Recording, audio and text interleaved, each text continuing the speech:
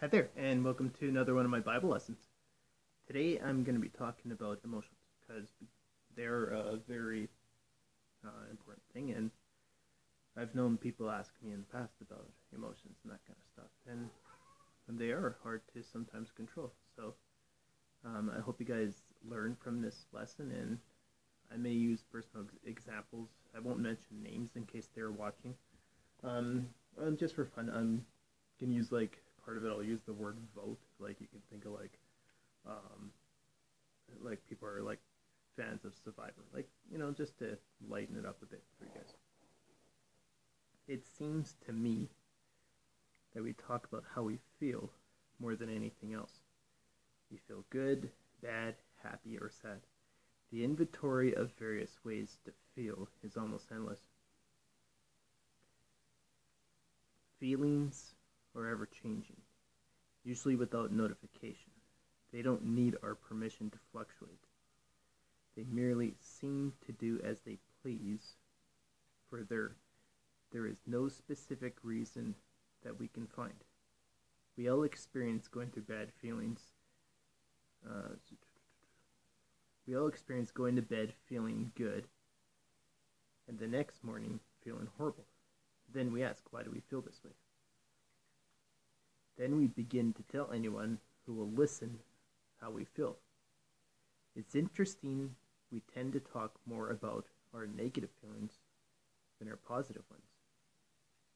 Talking about how we feel increases the intensity in feelings. One of my lessons I was talking about what you say is what you get. Like if you're gonna say, I feel horrible, whatever, you're gonna get it. And Proverbs says life and death are in the power of the tongue. So, you're getting what you say, because we have to watch our words, because our words are very powerful.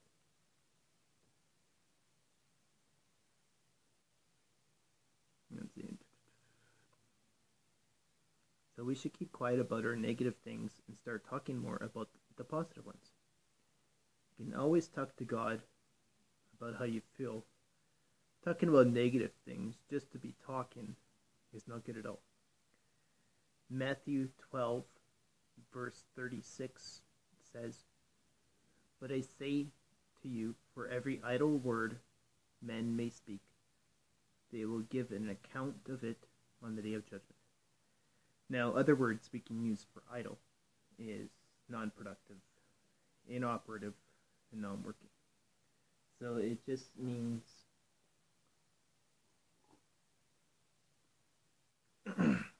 useless words kind of thing, like just talking and talk, like you just have to get your 2 cents worth in. If negative feelings persist, asking for advice and praying to God is great. If we have to wait to see how we feel before we know how we can enjoy the day, then we're giving our feelings control over us. But thankfully, we have the free will and can make decisions that are not based on feelings. If we are willing to make the right choices regardless of how we feel, God will always give us the strength to do it. Living the good life that God has made for us is based on being obedient to His way of being and doing. He gives us strength to do it, to do what is right, but we are the ones who must choose it. God won't do it for us. He helps us, but we must participate by choosing right over wrong. We can feel wrong, but still choose to do the right thing. Feelings are neither good nor evil. They are just unstable and must be managed. They may be enjoyable and wonderful, but they can also make us miserable and drive us to choices we eventually regret. Our emotions are only one aspect of us. but a very important one. And it's actually been said that emotions are Christians' number one enemy because they can easily prevent us from following the will of God. I'm just going to share my personal story here. Like I said, I'm not going to mention any names in case they're watching. It was about, I think it was about 3-4 years ago, when I was at another church. I got rebaptized. Now I know some saying you can't get rebaptized, but it was just what I felt led to do because I was growing in my faith at that time. And there was a group of us who were going to get baptized that night, and there was this girl who was going to get baptized with us, but the leaders, I don't know, said she wasn't going to get baptized, and I don't know what the reasons were, and she got all mad, and I haven't seen her since. And if she's watching, I just really hope that she's happy at where she's at, and you guys can pray for her. Like I said, I'm not going to give any names, but God knows her name, and it was just really sad to see.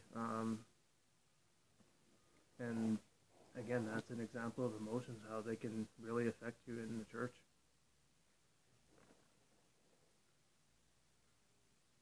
We often feel like a war is going on within us.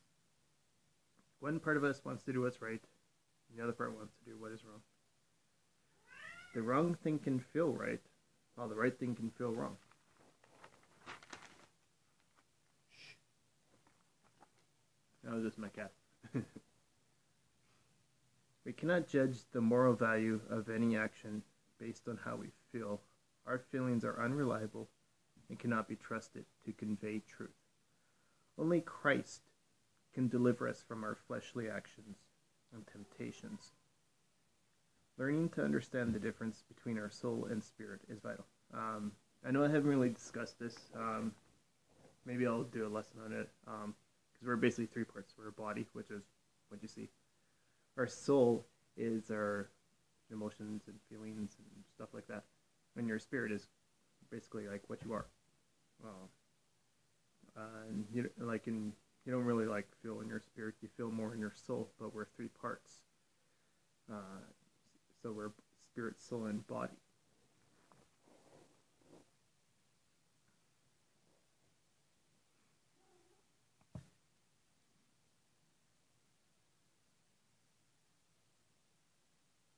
We must live out of the new nature God has given us. We don't need to live in regret. God gives us His Spirit to enable us to make wise choices. He urges us, guides us, and leads us. But we have to cast the deciding vote. If we've been casting the wrong vote, all we need to do is change our vote. Proverbs 23 verse 7 says, "As a man thinketh in his heart, so is..." Now, I've used this verse in the past, but it's a really powerful verse, and I hope you guys think so too. Now I use the regular King James because it really emphasizes what it's saying, because the words that end in ETH or F means it's a continuing action. So the way that you continue to think in your heart, then that's the way your life is going. So if you want better choices, you got to change the way that you think. Because if you want better choices but you're thinking this way, it's not going to work. Romans 12 verse 2 says, "And do not be conformed to this world, but transformed by the renewing of your mind, that you may prove what is good and acceptable in the perfect will of God." Now the word conformed can be molded. That means the word molded. Like you can think like modeling clay, and they have molds and that kind of stuff. And we all fit into a mold. And our emotions will usually mold us into the world system. Because if you're living by emotions, you go by what you feel, which will lead you into the world system. Without God's help, we have difficulty doing things in moderation. We frequently eat too much, No, I'm not saying it's bad to like eat a lot, like at Christmas or Thanksgiving and that kind of stuff. I eat a lot during those times. What I mean is if you do it on a regular basis, like I know I eat junk food, but it's just just like if you're like really like eating a lot, I guess you could say. But and I don't know, just don't get mad at me. uh, I just hope you understand what I'm saying, because like it's just eat in moderation. I guess I can say.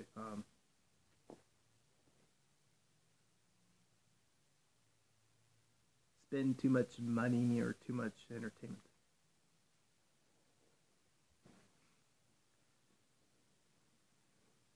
Forming new habits will require making a decision not to do what you feel like to do unless it agrees with God's will.